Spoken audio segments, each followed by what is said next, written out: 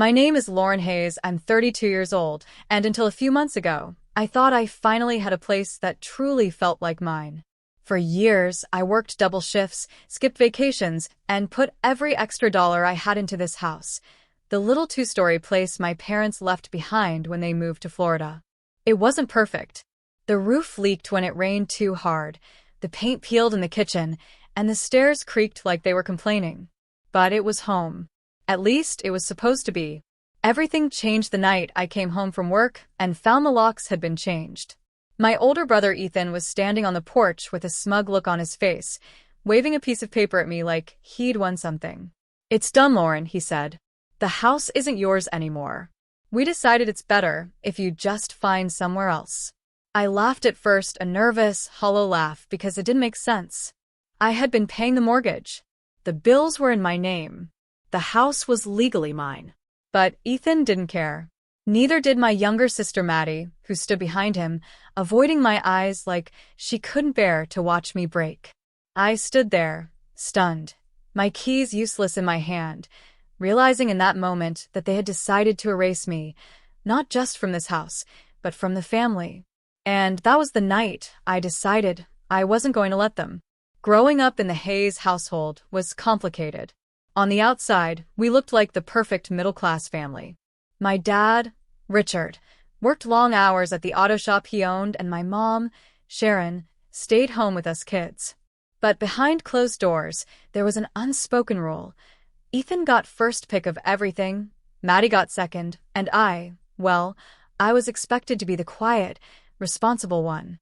I can still remember one Christmas morning when I was 8. Ethan got the newest game console, Maddie got a shiny pink bike, and I got a sweater 2 sizes too big.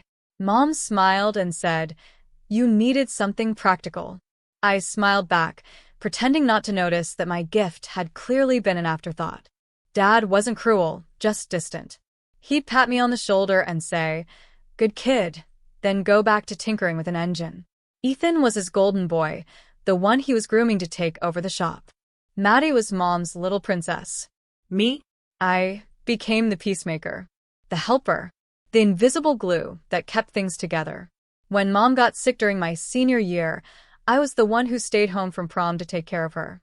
When Ethan dropped out of community college and burned through his savings, I was the one who lent him money.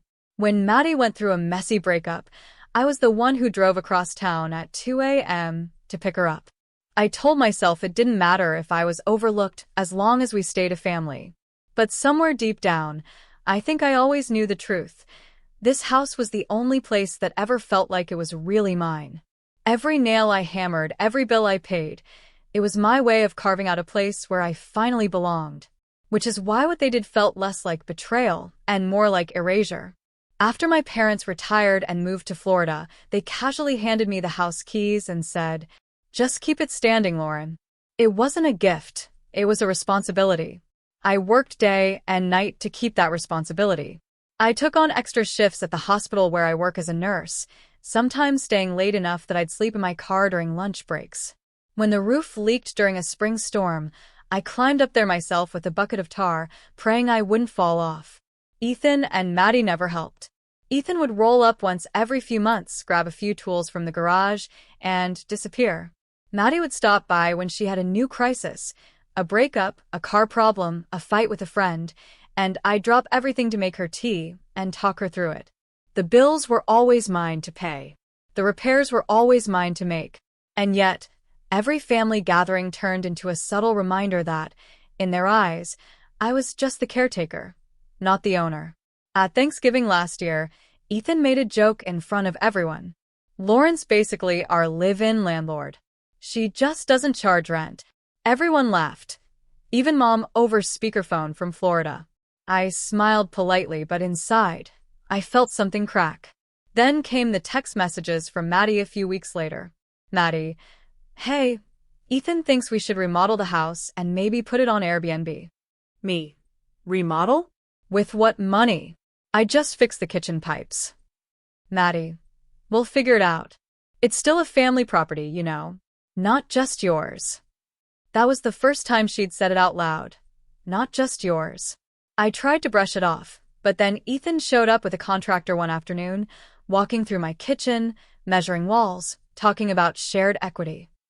It felt like they were planning a future where I didn't exist. I remember sitting on the porch that night, watching the sun go down, gripping my coffee mug so tightly my hands shook.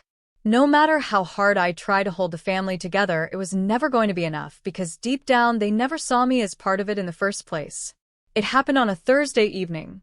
I'd just finished a 12-hour shift at the hospital, exhausted and covered in the faint smell of antiseptic. When I pulled into the driveway, something felt wrong. Ethan's truck was parked out front, Maddie's car next to it. I walked up to the front door, tried my key, and it didn't turn. At first, I thought I was too tired, maybe using the wrong key. Then I noticed the shiny new locks. Ethan opened the door before I could knock. "Lauren," he said flatly, "we need to talk." I stepped inside, my chest tightening. Maddie was sitting at the kitchen table, arms crossed, refusing to meet my eyes.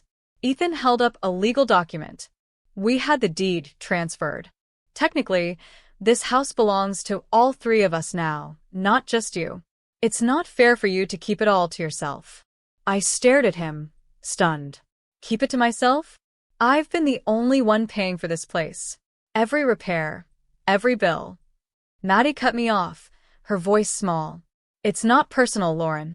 It's just fair. Fair. That word echoed in my head as Ethan handed me an envelope. Inside was a notice telling me I had 30 days to vacate. I felt the blood drain from my face. You really think you can just erase me from my own home? Ethan shrugged. We're giving you time to find somewhere else. Don't make this harder than it needs to be. For a moment, the kitchen was silent except for the sound of my own breathing. Then I placed the envelope back on the table, grabbed my coat, and walked out without another word. The sound of the door slamming behind me was louder than any fight we'd ever had. And in that moment, I knew I wasn't coming back. I didn't sleep that night. I sat in my car outside the house until sunrise, staring at the windows that used to feel like mine, wondering how I had let it come to this. By morning, my decision was made. I wasn't going to beg. I wasn't going to fight over walls and floorboards with people who didn't see my worth. I was going to walk away, not just from the house, but from all of them. Over the next 2 weeks, I packed only what I could fit into my old Honda Civic, clothes, a box of photos, and my grandmother's quilt. I sold the rest online, piece by piece, watching strangers carry away the furniture I had worked so hard to afford. It was painful, but also freeing. On the last day, I stood in the empty living room one final time. The echoes of my own footsteps felt like ghosts. I whispered, "This isn't my home anymore," locked the door behind me, and drove away. I ended up 3 hours away, in a small coastal town I'd never even visited before. I found a tiny one-bedroom apartment above a bakery.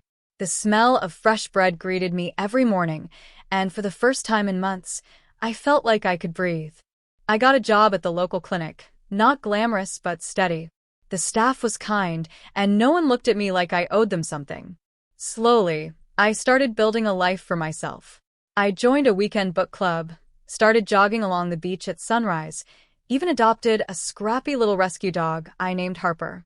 There were nights when the loneliness hit hard, when I would sit on the floor and cry into that old quilt, wondering if I had made a mistake. But then morning would come, the waves would crash against the shore, and I would remember, this was my choice. I wasn't erased. I was rewriting myself. And little by little, I started to feel something I hadn't felt in years. Peace. It didn't take long for the phone calls to start. At first, I ignored them. Ethan, Maddie, even Mom. All leaving voicemails about how selfish I was for walking away. Then came the rumors. A cousin texted me saying Ethan had been telling people I'd abandoned the family and was refusing to share what was rightfully ours. Rightfully theirs? I blocked Ethan's number, then Maddie's. But Maddie wouldn't give up.